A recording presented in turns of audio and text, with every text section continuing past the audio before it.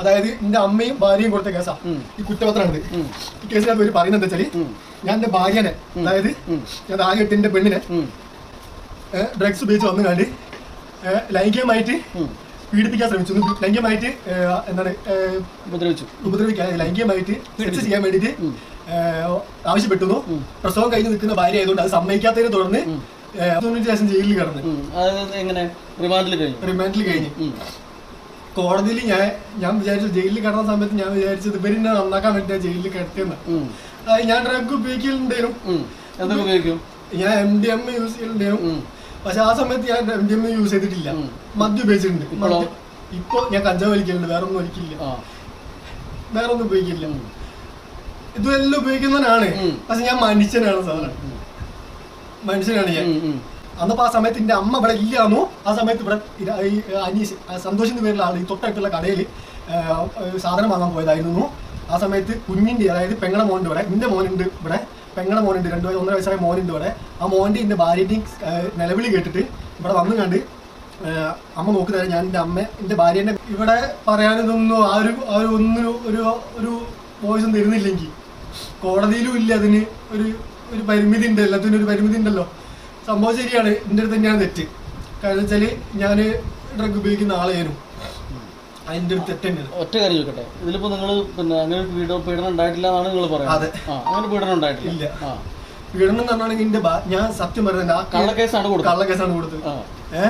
ഏതെങ്കിലും രീതിയിൽ അവൻ രക്ഷപ്പെട്ട് പോരും, അവൻ നന്നാവുകയാണെങ്കിൽ അപ്പോൾ കേസ് നോക്കി ഒഴിവായാൽ ഞാൻ അവളോട് പറഞ്ഞാൽ ഓള് വരും, തിരിച്ചു വരും. ഇപ്പം ഞാൻ ഇപ്പോൾ അവളോട് പറയാം, മോളെ ഈ വരണോ എന്ന് ഞാനും എൻ്റെ ഭർത്താവും പറഞ്ഞാൽ ഓള് തിരിച്ചു വരും, ഞങ്ങൾക്കറിയാം വരുന്നേ. അപ്പം പറഞ്ഞിരിക്കുന്നോള് ഇല്ല, ഞങ്ങൾക്ക് പറയാൻ പറ്റില്ല, ഞങ്ങൾ ഒക്കെ സപ്പോർട്ടാണ്. ഓള് ഡിവോഴ്സ് കൊടുത്താൽ 100% ശരിയെന്ന് ഞങ്ങൾ പറയുന്നുള്ളൂ. കുറേ ഞങ്ങൾ നിർത്താൻ നോക്കിയിരിക്കുന്നു, പക്ഷേ അതിലൊന്നിലും നിർത്തിയെന്ന് ഞങ്ങൾ ബോധ്യപ്പെടുത്തും, നിർത്തിയെന്ന്. പക്ഷെ പുറത്തിറങ്ങി കഴിഞ്ഞാൽ വേറെ പിന്നെ ഓന് പറഞ്ഞാൽ ഈ നാട്ടിൽ ഒരൊറ്റ കുട്ടികളും ഓൻ്റെ പ്രായമുള്ള കുട്ടികളും ഓനായിട്ട് ഒരു കമ്പനിയിൽ ഓൻ്റെ സ്വഭാവം ആയതുകൊണ്ട് പിന്നെ തിരുവങ്ങൂര് പിന്നെ വെങ്ങളം അങ്ങനെയൊക്കെ അവിടെയൊക്കെയുള്ള വലിയ കുട്ടികളായിട്ടാണ് ഇപ്പോൾ ഓൻ്റെ കമ്പനി. പിന്നെ ഇവിടുന്ന് ഇങ്ങോട്ട് തന്നെ പിടിയെ പോകാൻ പറഞ്ഞു പോയതാണെങ്കിലും ഓൻ വെങ്ങളത്തെ എവിടെയെങ്കിലും ഉണ്ടാകും, അല്ലെങ്കിൽ പുതിയങ്ങാടി അങ്ങനെയല്ല. പിന്നെ ഓൻ ഇങ്ങനെ വലുതായി ഈ ടീമിലേക്ക് ഇങ്ങനെ ആയി. ഓനെ അങ്ങനെ അതാക്കിയെന്ന് പറയുന്നു. ഒരു ഡ്രഗ്സ് ഒക്കെ ഉപയോഗിക്കുന്ന ആ ഒരു ഇതിലേക്കായി. പിന്നെ വലുതായവരെയാണ് ഞങ്ങൾ ശരിക്കും ഇവൻ വീട്ടിൽ അക്രമം തുടങ്ങിയവരാണ് ഇവൻ ഇങ്ങനെ ഉപയോഗിക്കുന്നത്. ഇവൻ നാട്ടുകാർ അറിയുന്നോളൂ. ഞങ്ങൾ ഓൻ അന്നൊക്കെ കഞ്ചാവ് നേനി, ഞങ്ങളൊരു വിശ്വാസം കഞ്ചാവ് വലിക്കുന്നത് നേനി.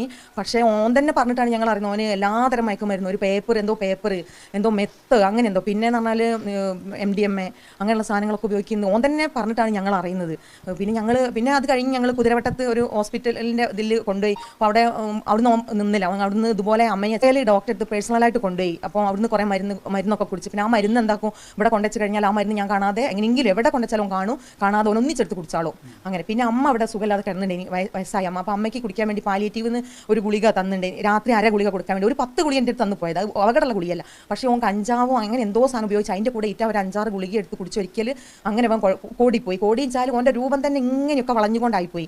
അങ്ങനെ ഞാൻ മെഡിക്കൽ കോളേജ് കൊണ്ടുപോയി കാണിച്ചു കൊടുത്ത്, അമ്മേൻ്റെ ഗുളിക കാണിച്ചു കൊടുത്ത്. അപ്പോൾ ഒരു ഇഞ്ചക്ഷനൊക്കെ അടിച്ച് കുറച്ച് കിടന്ന് ശരിയായി. ഇപ്പോൾ ജോലി പറഞ്ഞു ഇവനെന്തോ ഡ്രഗ്സ് ഉപയോഗിച്ചിട്ടാണ് ഇത് ഇങ്ങനെ ആയിപ്പോയത്. അപ്പോഴൊക്കെയാണ് ഞങ്ങൾ ശരിക്കും മേലോട്ട് നോക്കുന്നത്, ഇവൻ ഇത്രത്തോളം വളർന്നോ എന്നുള്ളത് അറിയാം. അല്ലെങ്കിൽ നമ്മളെ കൂടെ ഇരുന്ന് നമ്മളെ കൂടെ ഭക്ഷണം കഴിച്ച് കളിച്ച് ചിരിച്ച് നടക്കുന്ന കുട്ടി പിന്നെ വീട്ടിൽ അക്രമം, വീട്ടിൽ നിന്ന് ഓരോ സാധനങ്ങൾ കട്ട് കൊണ്ടുപോകാൻ തുടങ്ങിയപ്പോഴാണ് ഞങ്ങൾക്ക് മനസ്സിലായത് ഇവൻ കൈവിട്ട് പോവുകയാണെന്ന്. പിന്നെ എന്ത് ചെയ്തിട്ട് അവന് പിടുത്തം കിട്ടാത്ത രീതിയിലായി. പിന്നെ അവൻ പോയാൽ വരൂല.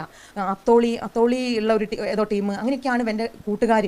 പക്ഷെ ആരാന്നുള്ളതും നമുക്ക് മനസ്സിലാക്കാൻ കഴിയില്ല. അപ്പോൾ ഒരാളെ തേടി ഒരു വീട്ടിൽ പോയതാണെങ്കിൽ ഓല അയക്കൂല. ഓൻ പറഞ്ഞ ഇന്നാളെ എൻ്റെ ചങ്ങായി എന്ന് പറഞ്ഞാൽ ഓലൊന്നും അയക്കൂല. അപ്പോൾ ഞങ്ങൾ വളരെ നിസ്സഹായരായിപ്പോയി, എന്ത് ചെയ്യണം ഒന്നും ചെയ്യാൻ പറ്റാത്തൊരവസ്ഥ.